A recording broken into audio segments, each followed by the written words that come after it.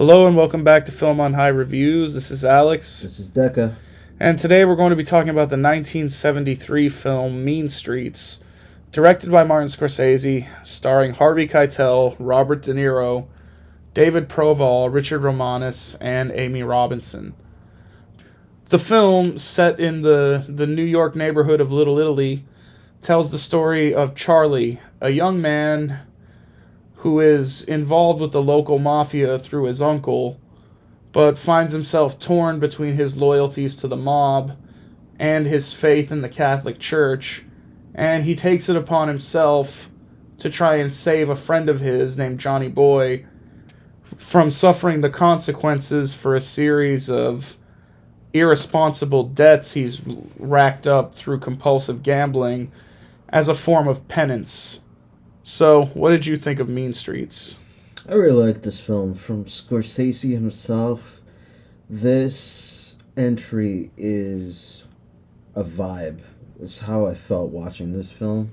Getting to see 70s New York, this particular group of friends, or very loose words on friends, but Charlie, Johnny Boy, Michael, and Tony, just these four guys just kind of like growing up in the city. And yes, there's the plot that Johnny Boy owes a lot of money to a lot of people, but you just get to see so many set pieces throughout New York, throughout what feels just like almost a week of just their lives and how they're living through it. And the acting is really good. Everybody brings their A game, and to find out that this is only the third movie from Scorsese himself, and you kind of get to see the grand scope of what he was able to do at the time, it's a sight to behold. Yeah, in terms of Scorsese's filmography, he had done some stuff before Mean Streets. His first film was a film called Who's That Knocking at My Door, which was actually a film that kind of evolved over a period of years. It started out as kind of a short film, student film, but he kept sort of adding to it until it became like a full-fledged feature. And in many ways, Who's That Knocking at My Door served as a dry run for Mean Streets. A lot of the similar themes, a lot of the similar ideas. Even then, he was kind of staking out this personal territory for himself and exploring these ideas. But the second film he made was a movie called Boxcar Bertha, which he made for a renowned producer, Roger Corman, who actually ended up kind of giving a start to a lot of people in Hollywood. Boxcar Bertha was a bit more of an exploitation film.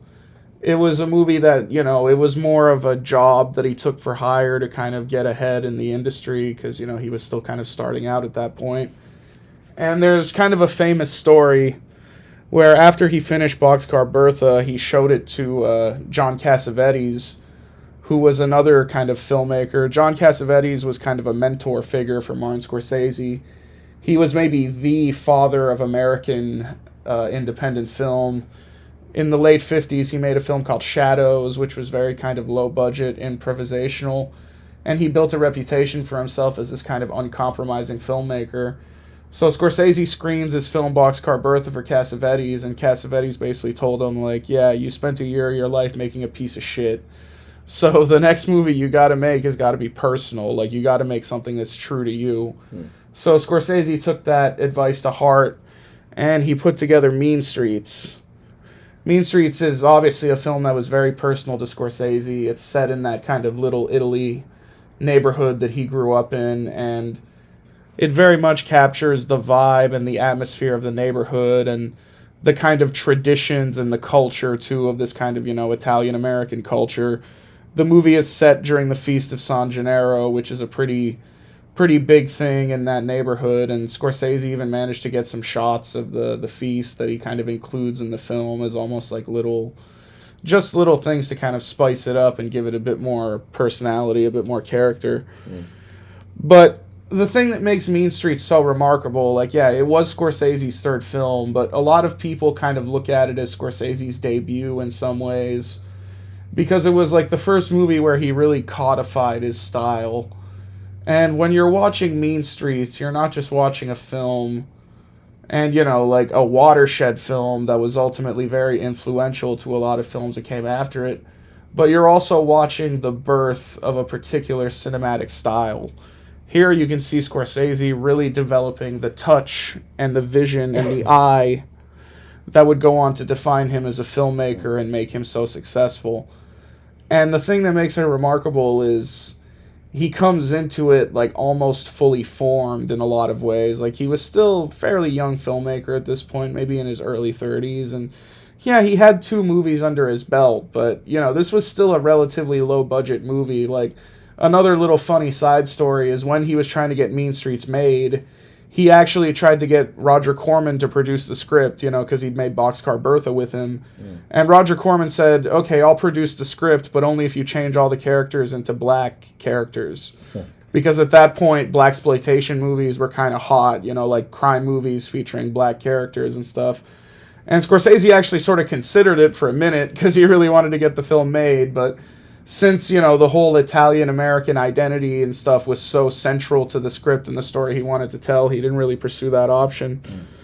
But yeah, it evolved, and he eventually got it made, and he, it's still fairly low budget, but you can really tell that he accomplished what he wanted to do. Like, for one thing, the use of music. He uses a lot of, like, popular music of the time, like the Rolling Stones and stuff like that, pop music like the Ronettes, Be My Baby, which famously opens up the film. And a lot of the music he uses in the film was actually sourced from his own record collection. And that's a pretty, like, amazing thing for a relatively young filmmaker to do. Like, obviously, Easy Rider had kind of broken the barrier years before, where that was a movie where they used a lot of kind of popular music at the time, and it was sort of bucking the usual Hollywood tradition. But usually, like, it costs so much money to license tracks and songs. Like, it's amazing that Scorsese was able to put together, like, a really great soundtrack to act as the backdrop of the film, and it adds to kind of the color and the character. And you can see, like, yeah, these stylistic techniques, a lot of it kind of influenced by French New Wave, Italian neorealism. Like, Scorsese was kind of taking a lot of these ideas. Like, one of the greatest influences on the film was an Italian film called I Vitellini, which is a kind of a similar film. It follows, like, young people, just kind of dissolute young guys messing around in the various kind of dramas they get involved with. So Scorsese was taking influence from that, but he was just coming in with this really new, bold vision that was kind of unseen in American film at that time. Like, he wasn't alone. Like, at that point, he was kind of riding this wave, like the new Hollywood wave, where you had all of these, like, really great young filmmakers coming in with great stories to tell. But Mean Streets really stands out as just this, like, really personal and really vibrant film, and such a particular kind of vision. Like, the sense of kind of, the lives these guys live, the sort of, because in a lot of ways, you can see this movie as a precursor for a lot of the movies Scorsese would go on to do later. Like, in a lot of ways, Mean Streets was the birth of a style that he would continue to kind of flesh out and improve upon in subsequent films. But in this film, you can see the DNA for Goodfellas, Casino, even The Departed, The Wolf of Wall Street, a lot of those later films. But Mean Streets is more focusing on the kind of low sort of gutter end. These are kind of young guys. Like, they're sort of involved, but they're really just kind of like, they're not like really gangsters. They're almost like living peripheral to the gangster world. Like, you've got Charlie, who's sort of involved through his uncle, and he does like loan collections for his uncle. He's involved, and you can tell that he wants to impress his uncle. But he's also got this whole Catholic guilt complex that's sort of pulling him in a different direction. Not really sure what he wants to do with his life. He's got all this kind of stuff on his mind. You've got Tony, who kind of runs a bar, and in some ways he maybe sees himself as a bit more of a legitimate businessman. But at the same time, he's still kind of a petty hoodlum, too. Like, you see him ripping people off and brawling and doing all this stuff. And then there's Michael, who's kind of the local neighborhood loan shark. And Michael occupies an interesting place because in some ways he sort of acts as like the antagonist of the film, you could say, or at least like the one who sort of drives the plot forward, because a lot of the debt that Johnny Boy has incurred, a lot of it goes to Michael. Like, he owes a lot of money to Michael in particular. Like, he's well into like thousands, and when you're talking like 70s, 60s money, that's quite a bit.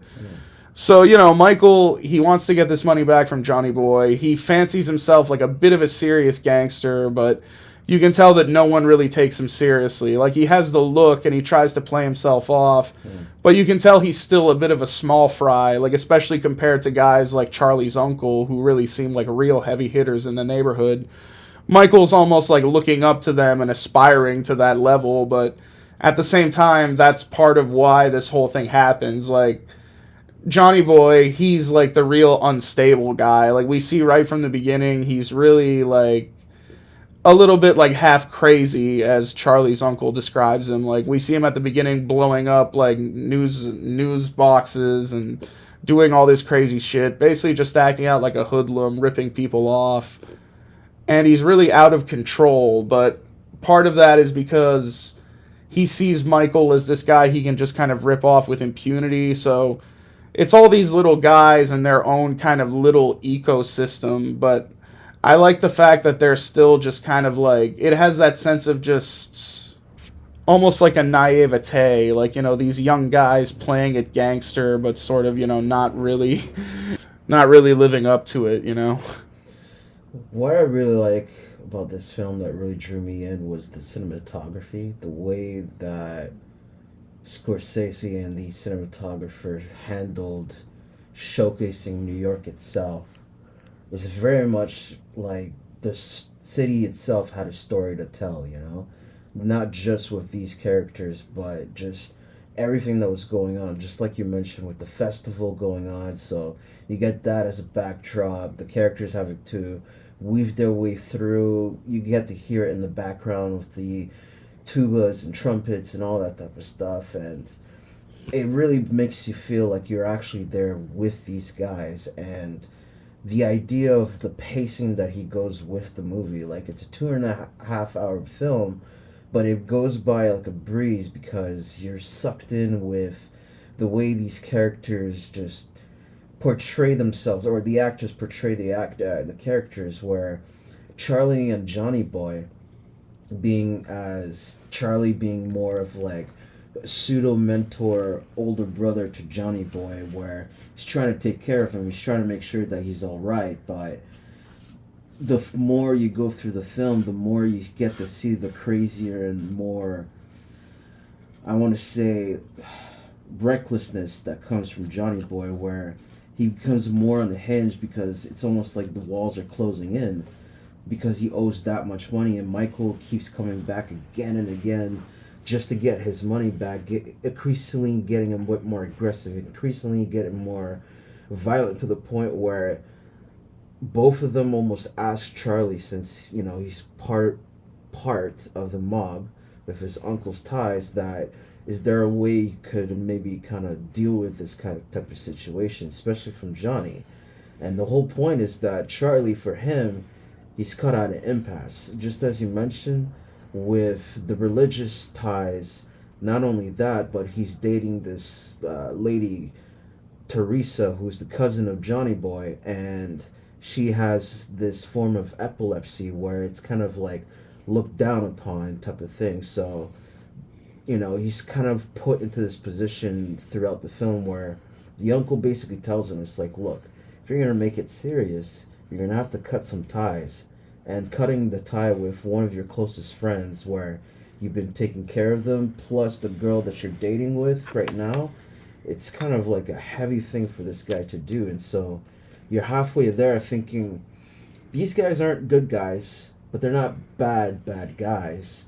They're just regular guys doing regular shit, but things are escalating so much that you're kind of feeling bad for whoever you feel that you can relate to the most. Like Charlie being the more responsible one, the one trying to appease everybody, trying to be the peacemaker.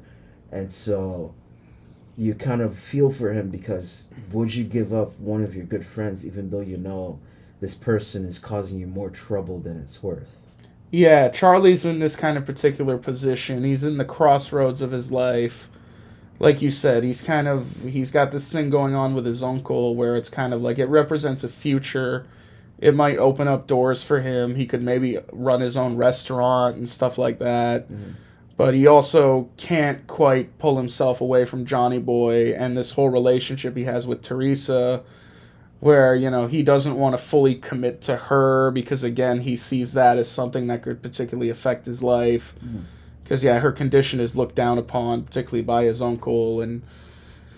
But, you know, Charlie's character, like, we get the idea that he's maybe kind of a sensitive guy, maybe a bit of a thoughtful guy. Like, he's sort of a gangster, but, like, he's not really, like, a violent or, like, mean guy or anything. You know, he's a jokester. He likes movies. He's literate and stuff like that. He's fairly intelligent, and like a lot of this you know, this whole religious crisis he's going through, like, yeah, it relates to a lot of different things. Like, you know, I guess you could say, like, his sexual affair with Teresa, that's like another source of guilt. His mafia work, all these different things. And yeah, it puts him in a place where he, like, the whole relationship he has with Johnny Boy, like, it's interesting because he starts to see that as a form of religious penance. Like, one of the big themes in the film is the whole idea of penance and sin. Like, the famous line that opens up the film is, you don't make up for your sins in church, you do it on the streets, you do it at home, the rest is bullshit, and you know it. And then later on we see Charlie in the church, and he's sort of debating about the nature of religion and penance, and how when you do a confession, they tell you, you know, Hail Marys, Our Fathers, whatever.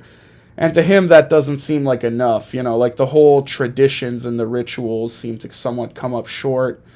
So he takes this whole thing with Johnny upon himself as a personal penance. You know, he thinks that by saving Johnny and trying to get him on the straight and narrow, get him to start being more responsible and stop messing around, doing all this stupid stuff, stop, you know, ignoring his debts and disrespecting people, that will provide him with some kind of redemption.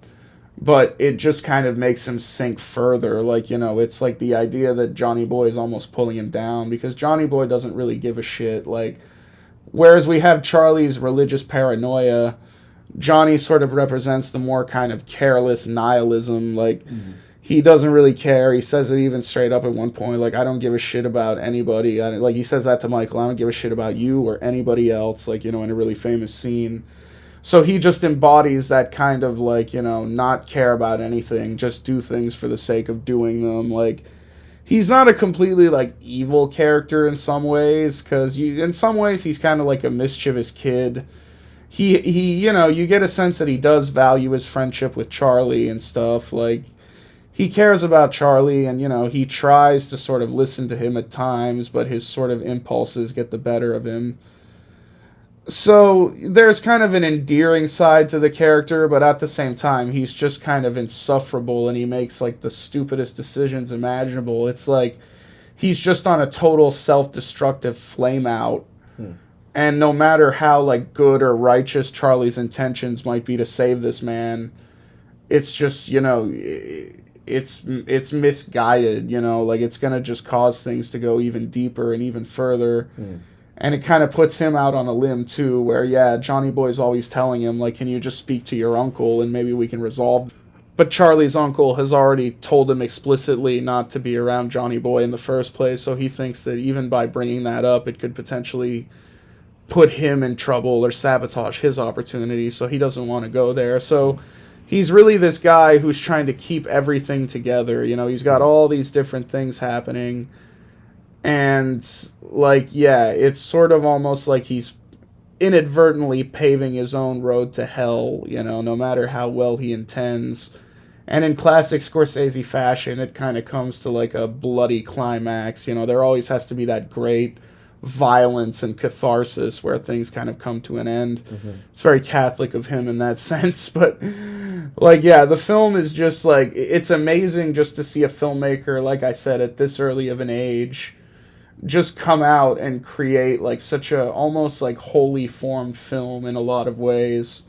In many ways, watching this film, Harvey Keitel playing the titular character Charlie gets a little bit overshadowed by Robert De Niro's performance, because I'm so used to seeing De Niro playing more of the tough guy, the serious guy, you know, the guy who's got all the chips, all the cards. But in this one, like him almost channeling that inner rage that he has in Taxi Driver.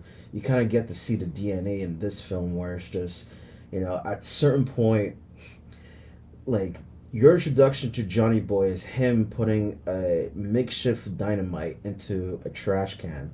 So already there, you're kind of like, okay, this is the loose cannon. But as you mentioned, where he basically is flaming himself out, De Niro is able to play him like with that gradual insanity, that gradual of like devil may care attitude, to the point where not too much of a spoiler, but essentially when he's basically cornered, as you said, he just doesn't care anymore, and you're kind of looking at the guy like, what the fuck? But that's what I liked about De Niro's performance in this one. It's just that you could believe that this character is just irredeemable. He can't be saved, even if you really want him to be saved, because he is pretty charming. He plays him in a charming way, in a very jovial way of just kind of like, why wouldn't you like this guy? Just don't lend him any money because you'll never see it again. Well, yeah, that's the thing. Like, De Niro really kind of blazed onto the screen here. This wasn't his debut either. He'd done some work before this, but this was, like, I think the first performance that really got him recognized.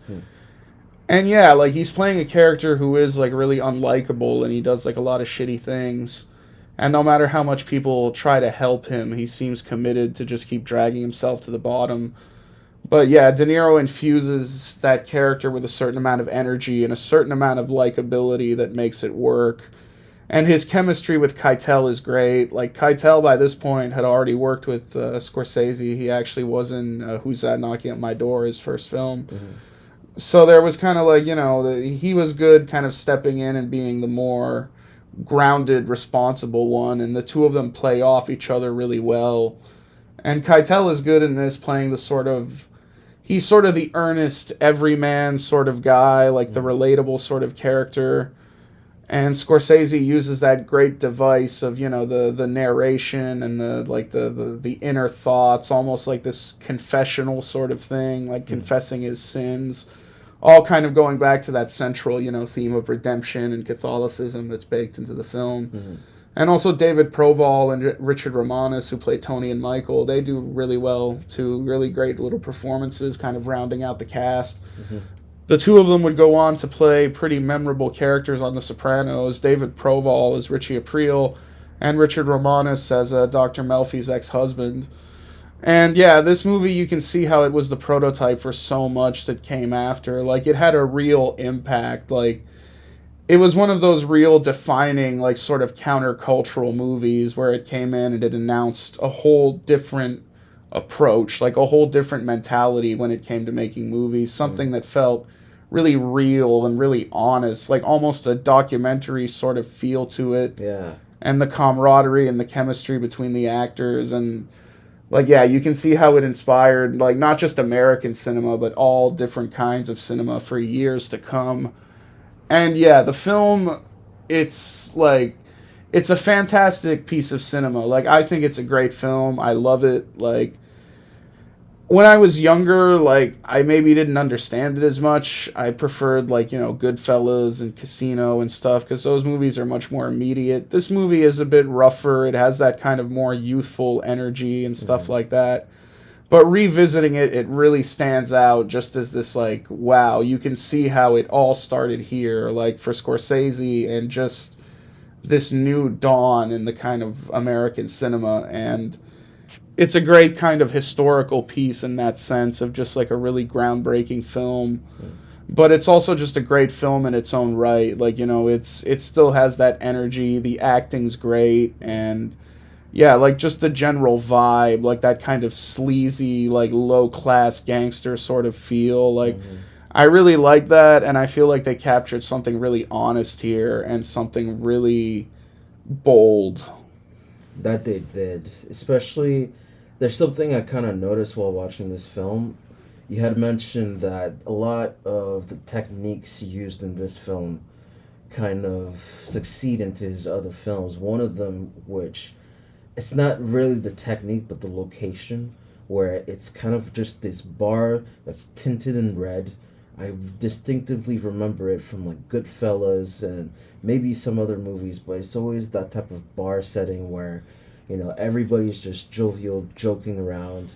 And usually that's kind of like where you can put a lot of relation with just the normal people going into watching this film, understanding that factor of, there's always randomness because in this film, you're at a bar. Of course, there's going to be random bar fights going on, but he does it in a way where it's truly random, and you're like, the fuck? Like, why is this guy fighting? Now, why are these people fighting? It's just fight after fight, but there's no rhyme or reason to it, and there doesn't need to be. And it has that slice of life feel. Exactly. Yeah. It's really hard to do something like that organically, but he was able to capture it really well. And not to mention the fact that when they displayed with Teresa her attack on epilepsy, I was watching it and I'm like, yeah, that seems pretty legit. And it irks me to think that back in those days it was looked down upon. But I understand because it was back in those days, there wasn't that much knowledge about it. But just to have, a director to have the balls to actually not only demonstrate it, but kind of just say that, yeah, it is an illness. We don't know about it, but a lot of people, just like you said, it's just, some people look down upon that it could actually ruin your future. So I kind of like that little touch of just being aware of these medical conditions and not really wanting to shy away from it. Yeah, it's just a great film all around. It's a film that still holds up. Great performances, like great dialogue. Really well shot, that sort of grainy, like low, like it definitely has almost like a documentary style feel at times, but yeah, there's like some great inventive use of color, like the red light in the bar, which a lot of critics have pointed out sort of symbolizes hell or sin, and again pointing out this dichotomy that Charlie's stuck in, and really kind of intelligent script too, and just like a film that still kind of stands out even like 50 years after it originally came out. I would highly recommend it, like especially if you're a Scorsese fan. This is definitely worth tracking down, and just a fan of cinema in general, because this is like a defining moment in American movies. Like, it's one of those really great films that I think every cinephile should see, and it's just a wonderful film in its own merit. I'm going to give it a 5 out of 5. It's one of my favorites. I also have to give it a 5 out of 5. This is one of those films where, again, it's just a vibe. It's really, at least for me, it's hard to describe what this movie is all about, just because it feels like you have to be there to experience it. And Exactly. That's what they capture in this film, just this was the time, my time, where this shit was going on, and this is how raw and alive it was. Yeah, it's about the feel, It's like not necessarily like a movie with a super convoluted plot. It's not fucking Christopher Nolan. It's, it's just a film that you sort of melt into, and you watch it again and again, and you pick up sort of different textures and different hues and different little things that Scorsese sort of baked in there. And yeah, I think it's just a masterpiece. It's like one of the enduring masterpieces of American cinema for sure. So, what'd you think about it? Have you seen the film? Have you watched any other Scorsese films? Let us know down in the comments down below. But till then, it's been Film on High. Peace. Later.